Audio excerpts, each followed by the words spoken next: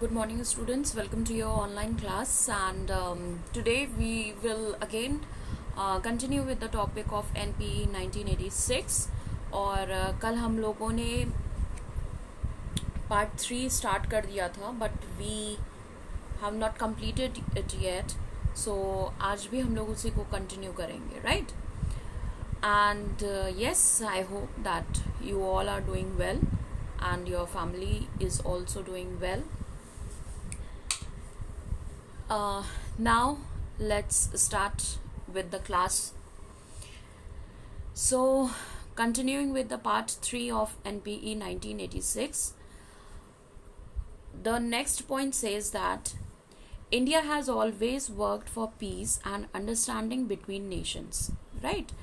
Treating the whole world as one family, true to this history tradition. Education has to strengthen this world view and motivate the younger generations for international cooperation and peaceful coexistence. This aspect cannot be neglected. तो मतलब आप इससे ये समझ रहे हैं कि जो भारत देश हमेशा से ही शुरू से ही अपने एक पीसफुलनेस के लिए जाना गया है, ठीक है, और अंडरस्टैंडिंग के लिए जाना गया है. मतलब कि कभी भी भारत में बहुत जल्दबाजी में कोई डिसीजन नेशन लेवल पे नहीं लिया जाता है. जैसे मान लीजिए कि किसी देश से कोई हमारे संबंध अगर ख़राब हो गए या कोई हमारे देश पर किसी प्रकार का ज़बरदस्ती हमला कर रहा है, तो भारत कभी भी जल्दबाजी में नहीं कोई डिसीजन लेता है. वो चीज़ों को समझता है एंड देन ही प्रिपेयर हिमसेल्फ फॉर फ्यूचर, और तब वो अगर ज़रूरत होती है जवाब देने की तब वो जवाब दे देता है. तो ये जो पीसफुलनेस और जो अंडरस्टैंडिंग वाली जो फीलिंग है, तो नेशन ये समझता है और ये समझता है कि जो हमारे भारतीय नागरिक हैं उनके अंदर भी ये क्वालिटी होनी चाहिए, ठीक है. फिर नेक्स्ट आपका जो पॉइंट है वो ये कहता है, to promote equality it will be necessary to provide for equal opportunity to all, not only in access but also in the condition for success. Besides, awareness of the inherent equality of all will be created through the core curriculum. The purpose is to remove prejudice and complexes transmitted through the social environment and the accident of birth. तो यहाँ पर क्या है, अगर भारत के अंदर quality है तो कहीं ना कहीं भारत के अंदर कुछ ऐसी भी बातें हैं जो कह लीजिए कि जो बहुत मुश्किल होता है लोगों के लिए देखना, समझना और उसको एक्सेप्ट करना. क्योंकि यहाँ पर gender biasness, caste biasness and religion biasness आपको हमेशा से यहाँ पे मिली है. तो ये जो NPE 1986 बना था, इसने कहा कि हम पूरी कोशिश करेंगे कि हम अपने समाज में इक्वालिटी ला सकें, और वो इक्वालिटी हम अपने पहले करिकुलम में लाएंगे. यानी आप कहीं भी हो, किसी भी एरिया के हो, किसी भी कैटेगरी के हो, रिलीजन के हो, but apart from all these biasness you will receive equal quantity, equal quality of education as other are receiving. तो यहाँ पे इनका एक मुद्दा ये भी था कि हमें अपने समाज में क्या करना है, हमें इक्वालिटी मतलब इक्वालिटी के साथ हमें काम करना है. All right. Then they say that minimum levels of learning will be laid down to each stage of education. Steps will also be taken to faster among the students and understanding of the cultures and social system of the people living in different parts of the country. Then they says that besides the promotion of the link language programs will also be launched to increase substantially the transition of books from one language to another and to publish multilingual dictionaries and glossaries.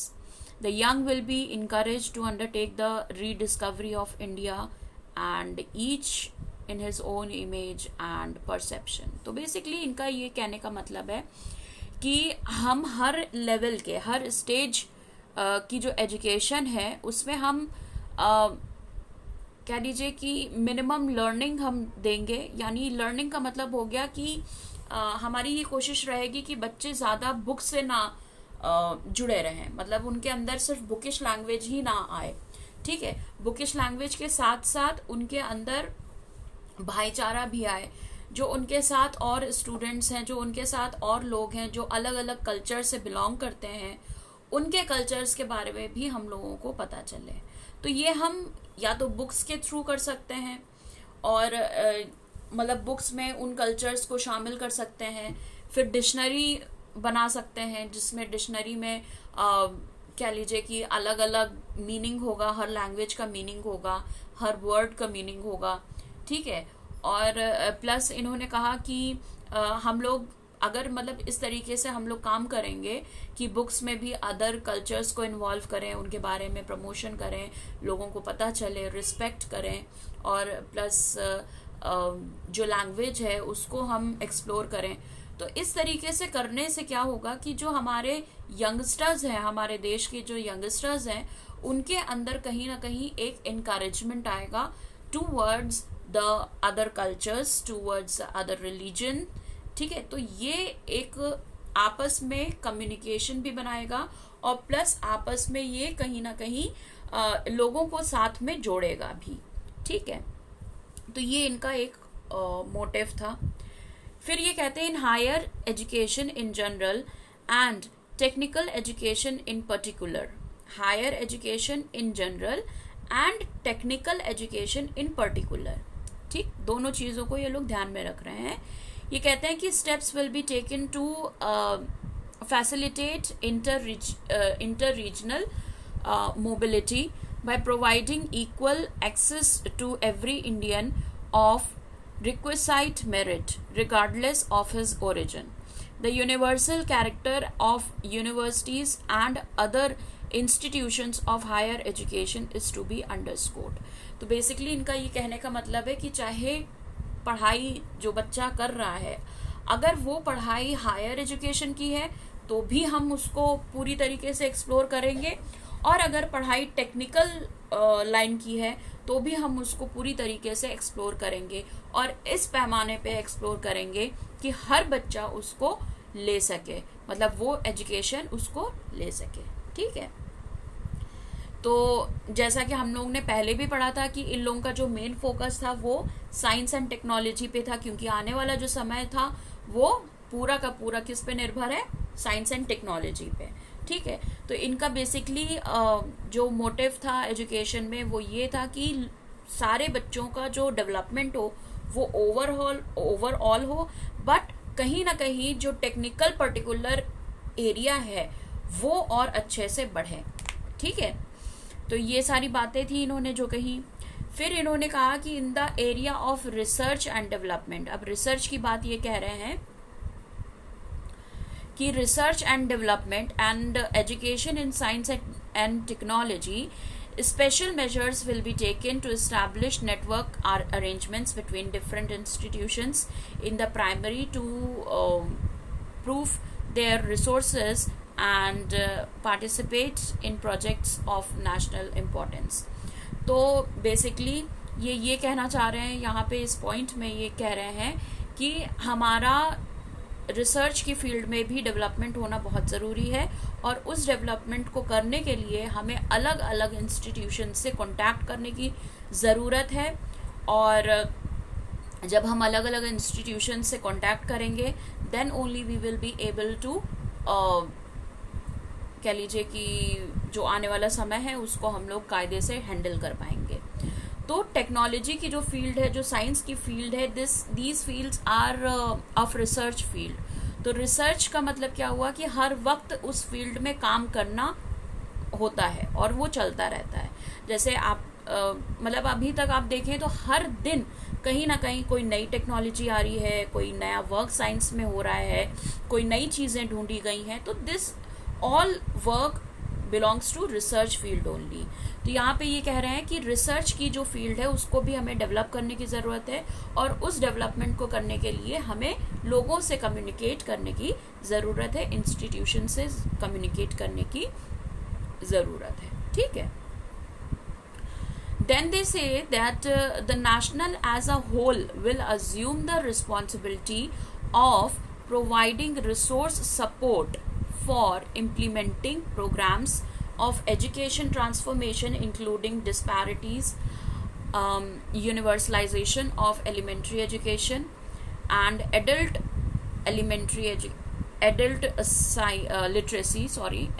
literacy, science and technology research, etc. तो ये कह रहे हैं कि the nation as a whole assume the responsibility of providing resource का मतलब क्या हुआ, मतलब चीज़ें जहाँ से निकल के आती हैं। ठीक है। तो हमें अपने आप को डेवलप, जैसे अगर मान लीजिए कि हम कोई बिजनेस शुरू करने जा रहे हैं, तो उस बिजनेस को शुरू करने के लिए हमारे पास सबसे पहले क्या होना चाहिए, हमारे पास पैसा होना चाहिए। ठीक है। अब अगर मान लीजिए कि हमारे पास पैसा नहीं है, तो हम क्या करेंगे, हम 4 लोगों से बात करेंगे कि भाई ऐसा ऐसा हमारा बिजनेस है और हमें पैसे चाहिए। तो वो लोग क्या है, हमारे लिए रिसोर्स हैं कि हमें वहाँ से पैसा मिलेगा। तो ये जो पार्ट्स यहाँ पे बताए गए हैं, चाहे वो रिसर्च के बताए गए हों, चाहे वो क्या कहते हैं कि साइंस की फील्ड बताई गई हो, टेक्नोलॉजी की फील्ड बताई गई हो, तो ये इनका कहने का मतलब है कि अगर हम साइंस में काम करेंगे तो हम एक्सप्लोर करेंगे, हमें वहाँ से ज़्यादा चीज़ें मिलेंगी। तो साइंस क्या हो जाएगा, हमारा रिसोर्स हो जाएगा। टेक्नोलॉजी क्या हो जाएगा, हमारा रिसोर्स हो जाएगा। तो बेसिकली ये क्या कह रहे हैं कि हमें एक अपनी जिम्मेदारी समझनी चाहिए कि हमें ज़्यादा से ज़्यादा रिसोर्स को प्रोवाइड करवाना है अपने देश में। तो जब तक हम वो रिसोर्स प्रोवाइड नहीं करवाएंगे तो हमारा डेवलपमेंट नहीं होगा। अब रिसोर्स प्रोवाइड करवाने का मतलब, जैसे मान लीजिए कि आपने किसी और देश से कम्युनिकेट किया, तो उनके यहाँ जो टेक्नोलॉजी यूज़ हो रही है, तो आपने बातचीत करके वो टेक्नोलॉजी अपने देश में भी यूज़ करवाई। तो ये किसकी मदद से हुआ, उस देश के जिससे भी आपने बात किया होगा उनके मदद से हुआ। तो कहीं ना कहीं जो दूसरा देश है वो हमारे लिए क्या हो गया, हमारे लिए रिसोर्स हो गया। तो इनका कहने का मतलब है कि हमारा नेशन तभी डेवलप हो सकता है जब यहाँ ज़्यादा से ज़्यादा रिसोर्सेज अवेलेबल होंगे। ठीक है। फिर ये कहते हैं life long education is a cherished goal of the educated process.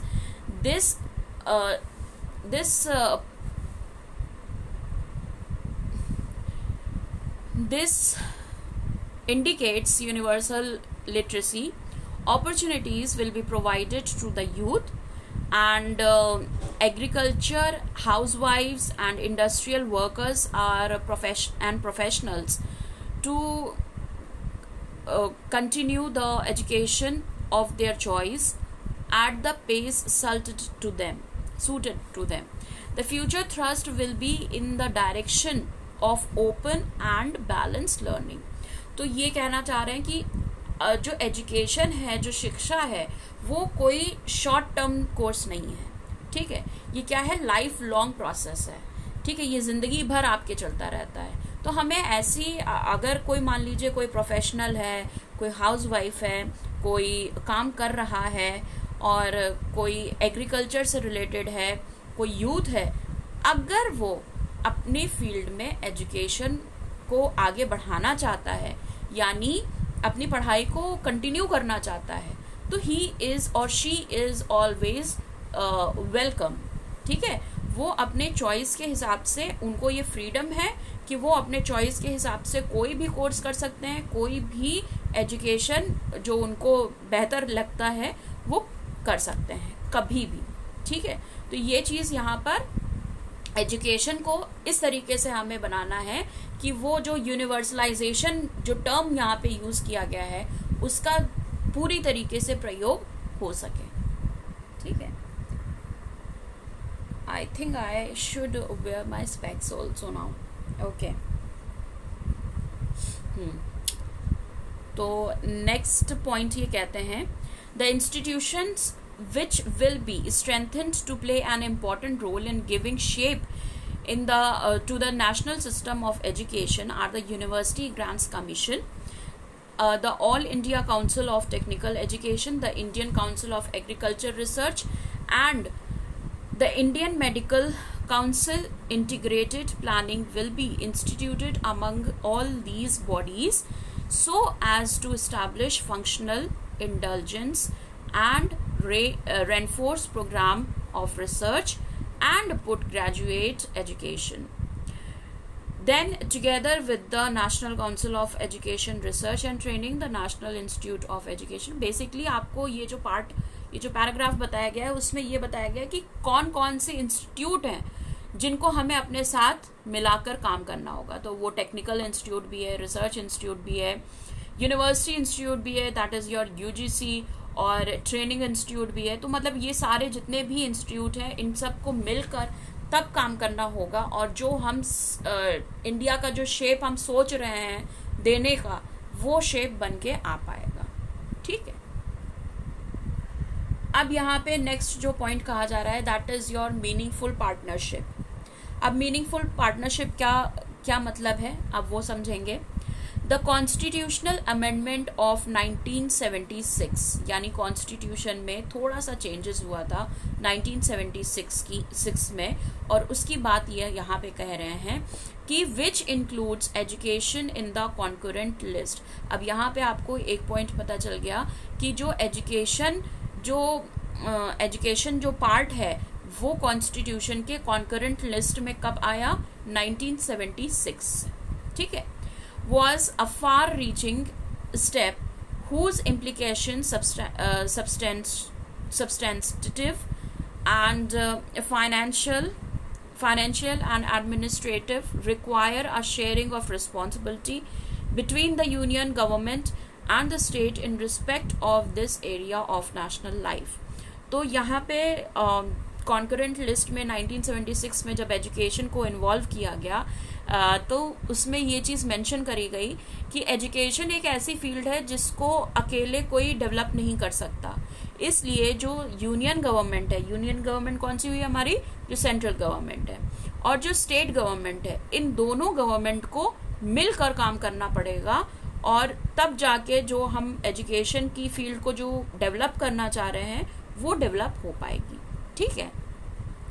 फिर ये कहते हैं कि while the role of responsibility of the states in regards to education remain the national and integrative character of education to maintain quality and standard including those of the teaching profession at all levels, to study and monitor the educational requirements of the country as a whole in regards to manpower for development, to clear to the needs of research. तो basically इन्होंने यहाँ पे आगे जो बातें कह रहे हैं वो आपको रीजंस बता रहे हैं कि क्यों इन्होंने कॉन्स्टिट्यूशन के कॉन्करेंट लिस्ट में एजुकेशन को जो शामिल किया उसके पीछे का क्या रीज़न है, और यूनियन और स्टेट गवर्नमेंट को जो साथ में काम करने को कहा उसके पीछे क्या रीज़न है. तो बेसिकली इनका ये कहने का मतलब है कि अगर हमें एजुकेशन को इंडिया में डेवलप करना है तो सारी जितनी भी फील्ड्स हैं, चाहे वो टेक्निकल हो, रिसर्च हो, साइंस हो, कह लीजिए कि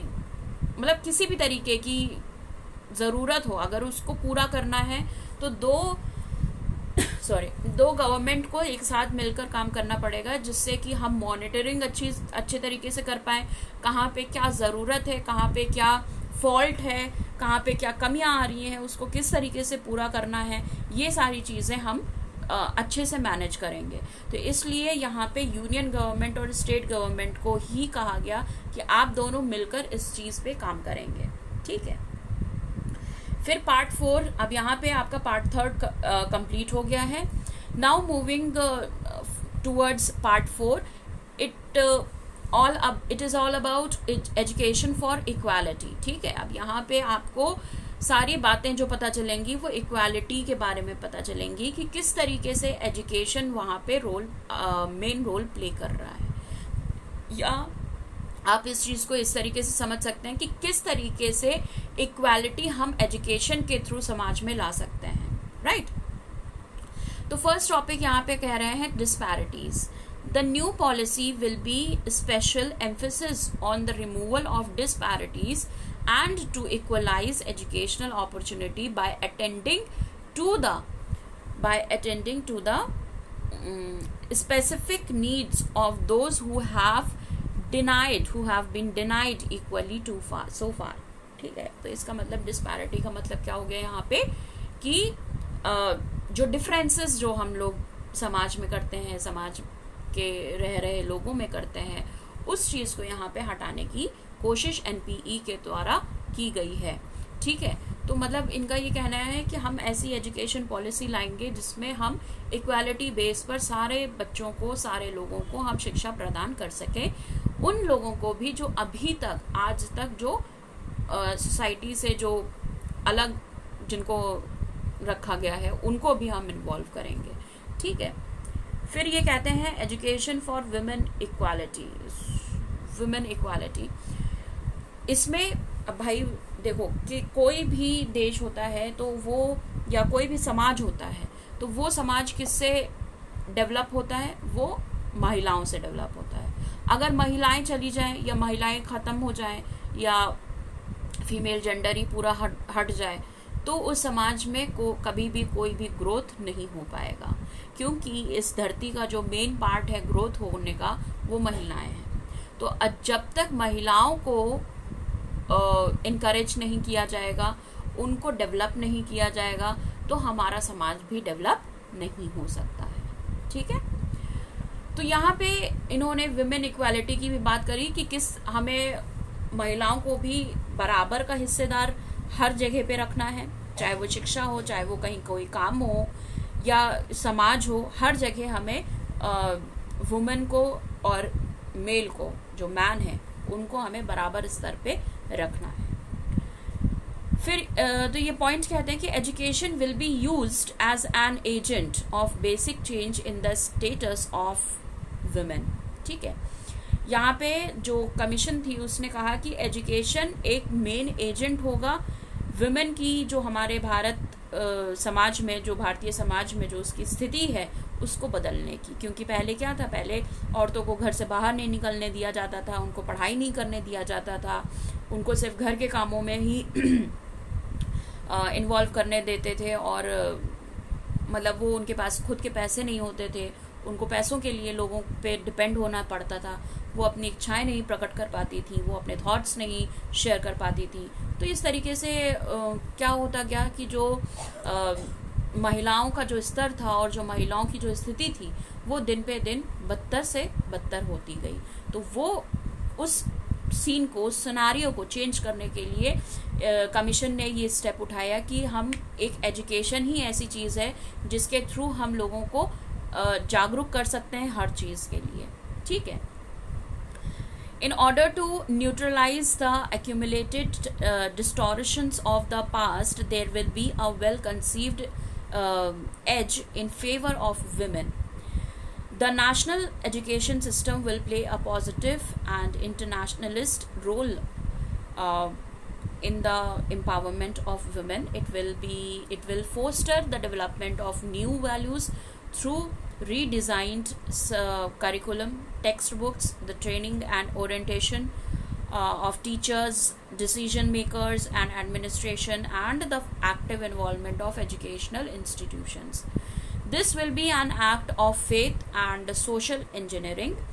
Women's studies will be promoted as a part of various courses, and educational institutions encouraged to take up active programs in to further women's development. तो मतलब इन्होंने छोटे छोटे चीज़ों से शुरुआत करी कि हम लोग किस तरीके से महिलाओं को जागरूक कर सकते हैं. जैसे अगर मान लीजिए कि कोई महिला टीचिंग लाइन में है तो उसको और कैसे, किस तरीके से हम लोग डेवलप कर सकते हैं, किस तरीके की उसको ट्रेनिंग हम लोग दे सकते हैं.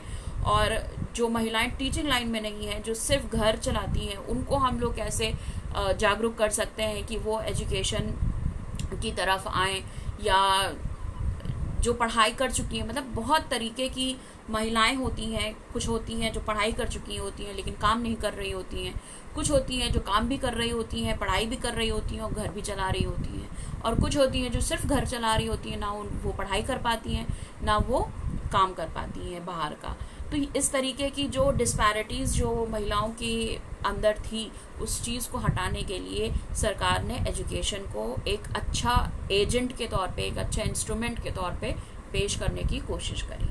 ठीक है, फिर यहाँ पे जो नेक्स्ट पॉइंट कह रहे हैं, the removal of women illiteracy and obstacles inhibiting their access to and relation in elementary education will receive overriding priority through provisions of special support services, settings in of time targets and effective monitoring. Major emphasis will be laid on women's participation in vocational, technical, professional. तो मतलब यहाँ पे basically ये कहना चाह रहे हैं कि हम महिलाओं को जागरूक करेंगे कि अगर वो कुछ अपने, जैसे होता है ना कि कुछ हॉबीज़ होती हैं, कुछ स्पेशल कोर्सेज होते हैं, अगर वो जैसे मान लो कि किसी को कुकरी का शौक़ है, ठीक है, कुकिंग का शौक़ है, तो वो कुकिंग से रिलेटेड कोई कोर्स कर सकती है और घर बैठे बैठे अपने आप को एक्सप्लोर करके अर्निंग कर सकती है। तो इस तरीके के भी कोर्स को हम प्रमोट करेंगे जिससे कि जो महिलाएं हैं वो जागरूक हों और आगे आएँ। मतलब समाज में अपने आप को स्टैंड लेने के लिए उनको आगे आना पड़ेगा, और उनको आगे हम किस तरीके से ला सकते हैं, प्रमोशन से, उनको जागरूक करके कि अगर वो ऐसे कोर्सेज, अगर कोई मतलब डिग्री वाइज कोर्स करना चाहती हैं तो भी वो कर सकती हैं, अगर कोई वोकेशनल कोर्सेज करना चाहती हैं तो भी कर सकती हैं, किसी भी तरीके का कोर्स करना चाहती हैं अपने आप को एक अच्छे स्थिति में लाने के लिए समाज में, तो वो कर सकती हैं। ऑलराइट क्लास, तो this was all about today. आज हम लोगों ने पार्ट 3 एंड पार्ट 4 भी पढ़ा, विमेन इक्वालिटी के बारे में पढ़ा, समाज में जो इक्वालिटी है किस तरीके से हम लोग ला सकते हैं उसके बारे में हम लोग ने पढ़ा।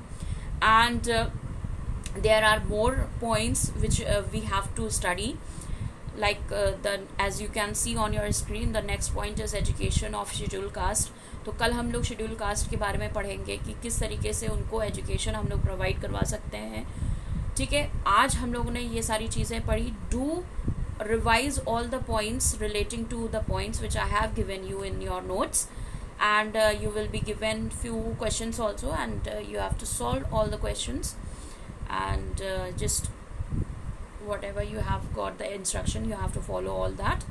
So till then, take care class, and we will meet tomorrow again with the new topic, new point, that is the education of scheduled caste.